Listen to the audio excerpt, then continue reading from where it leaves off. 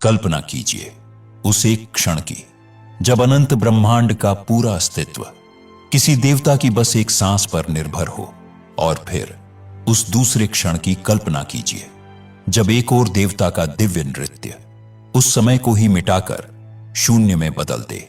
यह कोई कवि की कल्पना नहीं, बल्कि हमारे पवित्र पुराणों में छिपा वो गूढ़ रहस्य है जो हमें सृष्टि की उत्पत्ति और उसके महाविनाश की अलौकिक कहानी सुनाता है। आज हम समय के दो सबसे शक्तिशाली स्वामियों, भगवान विष्णु के कल्प चक्र और भगवान शिव के महाकाल स्वरूप के बीच के उस रहस्यमयी संबंध को उजागर करेंगे, जहां सृजन और संहार असल में एक ही सिक्के के दो पहलू हैं। यह कहानी है समय के उन दो आयामों की जिन्हें एक दूसरे से अलग नहीं किया जा सकता। एक वो जिसकी शांत सांसें अनगिनत ब्रह्मांडों को जन्म देती है, और दूसरा वो जिसका प्रचंड तांडव सब कुछ भस्म कर एक नई शुरुआत का मार्ग बनाता है। इस सफर के अंत तक आप समय को सिर्फ एक घड़ी की टिक टिक नहीं, बल्कि एक दिव्य लीला के रूप में देखेंगे। विष्णु पुराण और श्रीमद् भगवत गीता हमें क्षीर सागर के उस अद्भुत दृश्य में ले जाते हैं जहां सृष्टि के पालक भगवान विष्णु शेषनाग की शैया पर योग निद्रा में लीन है। शास्त्र बताते हैं कि जब भगवान विष्णु अपनी योग निद्रा से जागकर पहली बार सांस बाहर छोड़ते हैं, तो उनकी एक ही सांस से लाखों करोड़ों ब्रह्मांड ऐसे प्रकट होते हैं जैसे पानी में अनगिनत बुलबुले। उनकी एक एक सांस सृजन का वो विशाल चक्र शुरू करती है जिसे कल्प कहा गया है, और यह समय हमारी कल्पना से कहीं परे है।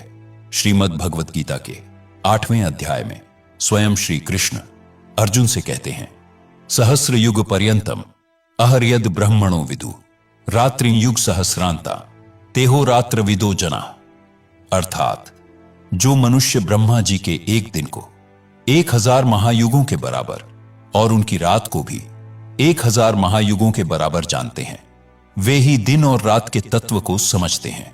यही 1000 महायुग मिलकर एक कल्प बनाते हैं। आइए इस ब्रह्मांडीय घड़ी के रहस्य को परत दर परत खोलते हैं। जैसा पुराणों में वर्णित है, सबसे छोटी इकाई है कलयुग, 4,32,000 वर्ष। इससे ठीक 2 गुना द्वापर युग, 8,64,000 वर्ष। त्रेता युग कलयुग से 3 गुना बड़ा, 12,96,000 वर्ष। और सबसे पहला धर्म का स्वर्ण युग सत्य युग, 17,28,000 वर्ष। जब ये चारों युग पूरे होते हैं तो बनता है एक महायुग, और ऐसे 1000 महायुग बीत जाने पर ब्रह्मा जी का केवल एक दिन पूरा होता है, 4 अरब 32 करोड़ वर्ष। यही एक कल्प है, और यही भगवान विष्णु की एक सांस छोड़ने की अवधि। जब ब्रह्मा जी का यह दिन समाप्त होता है, तब उतनी ही लंबी रात शुरू होती है। इस रात में आता है नैमित्तिक प्रलय, जिसमें पृथ्वी, पाताल और स्वर्ग लोक तक जल में विलीन हो जाते हैं। और जैसे ही भगवान विष्णु अपनी सांस वापस अंदर खींचते हैं, ये सारे ब्रह्मांड अपने मूल कारण में लौटकर उन्हीं में समा जाते हैं। अगली सुबह एक नए सृजन के इंतजार में।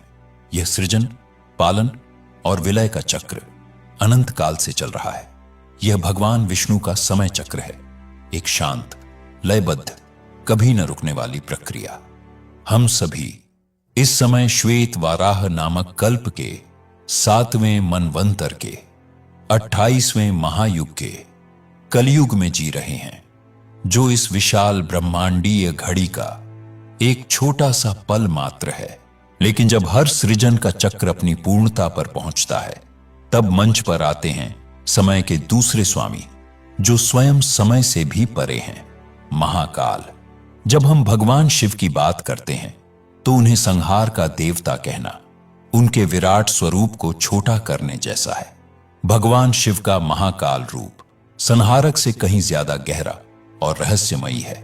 लिंग पुराण के अनुसार महाकाल का अर्थ ही है वो जो काल अर्थात समय की सीमाओं से परे हो, वो जो समय का आरंभ भी है और समय का अंत भी।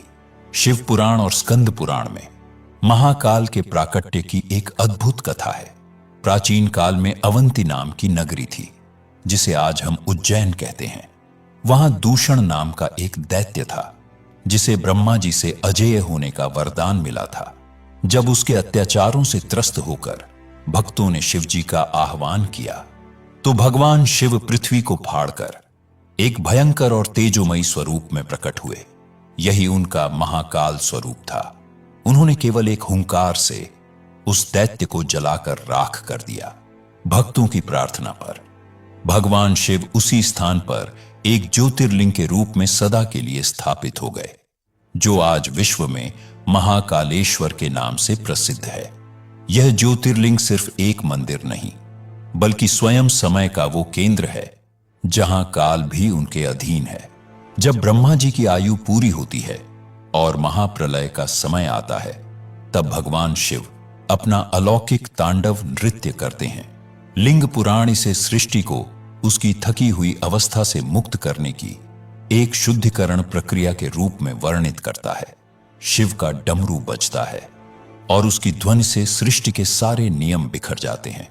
उनकी तीसरी आंख खुलती है और उसकी ज्वाला में सब कुछ भस्म होकर अपनी मूल ऊर्जा में लौट जाता है, ताकि एक नई और शुद्ध सृष्टि के निर्माण का मार्ग प्रशस्त हो सके। महाकाल का स्वरूप हमें यही सिखाता है कि कुछ भी स्थायी नहीं है, न जीवन न मृत्यु। यहां तक कि मृत्यु के देवता यमराज भी महाकाल के ही अनुशासन में चलते हैं। इसीलिए कहा जाता है कि जो महाकाल की शरण में है उसे काल का भी भय नहीं रहता। तो एक ओर भगवान विष्णु हैं, जिनकी सांसें युगों और कल्पों को जीवन दे रही हैं, और दूसरी ओर भगवान शिव हैं, जिनका तांडव उस समय को ही समाप्त कर रहा है। क्या ये दो अलग अलग शक्तियां हैं, या इनके बीच कोई ऐसा गहरा रहस्य है जिसे हम देख नहीं पाते? अब हम उस सबसे बड़े रहस्य पर आते हैं जो इन दोनों दिव्य चक्रों को एक ही धागे में पिरोता है। भगवान विष्णु का सृजन चक्र और भगवान शिव का संहार चक्र।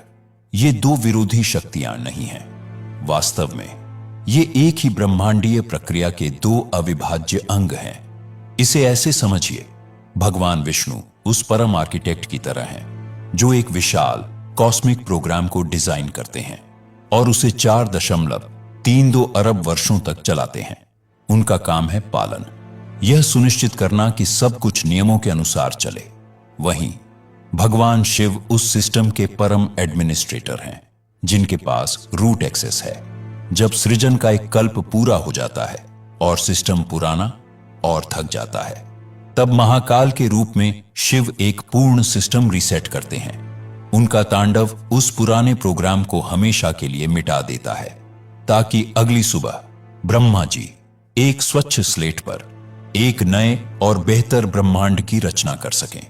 इस दिव्य प्रक्रिया में विष्णु और शिव एक दूसरे के बिना अधूरे हैं। शिव पुराण में वर्णित है कि जब भगवान विष्णु के सभी अस्त्र दैत्यों पर निष्फल हो गए, तब उन्होंने भगवान शिव की आराधना की। विष्णु जी की भक्ति से प्रसन्न होकर भगवान शिव ने ही उन्हें सुदर्शन चक्र प्रदान किया था। यह इस बात का सबसे बड़ा प्रतीक है कि काल यानी समय के स्वामी भगवान शिव उस काल चक्र को चलाने की शक्ति पालनहार भगवान विष्णु को सौंपते हैं। ऋग्वेद में सुदर्शन चक्र को केवल एक अस्त्र नहीं, बल्कि समय के चक्र का प्रतीक बताया गया है। इसकी 12 तीलियां साल के 12 महीनों का प्रतिनिधित्व करती हैं और इसकी गति ही समय की गति है। तो भगवान विष्णु की सांस समय की बहती हुई नदी है और भगवान शिव का तांडव उस नदी का महासागर में विलय है। विष्णु का सुदर्शन चक्र उस समय का चलता हुआ पहिया है और शिव का त्रिशूल भूत, वर्तमान और भविष्य तीनों कालों पर उनके पूर्ण नियंत्रण का प्रतीक है। एक सृजन का शांत संगीत है तो दूसरा महाप्रलय का प्रचंड नाद, और दोनों मिलकर ही इस ब्रह्मांड को शाश्वत और गतिशील बनाए रखते हैं। इस दिव्य संतुलन के बारे में आपके क्या विचार हैं? क्या सृजन और विनाश वास्तव में एक ही ऊर्जा के दो नृत्य हैं? यह ज्ञान आपके जीवन और समय को देखने के नजरिए को कैसे बदलता है? हमें नीचे कमेंट्स में जरूर बताएं। अगर यह रहस्यमयी जानकारी आपको पसंद आई हो तो इस वीडियो को लाइक करें और इसे उनके साथ शेयर करें जो ब्रह्मांड के रहस्यों में रुचि रखते हैं। और ऐसे ही सनातन रहस्यों को जानने के लिए हमारे चैनल को सब्सक्राइब करना न भूलें।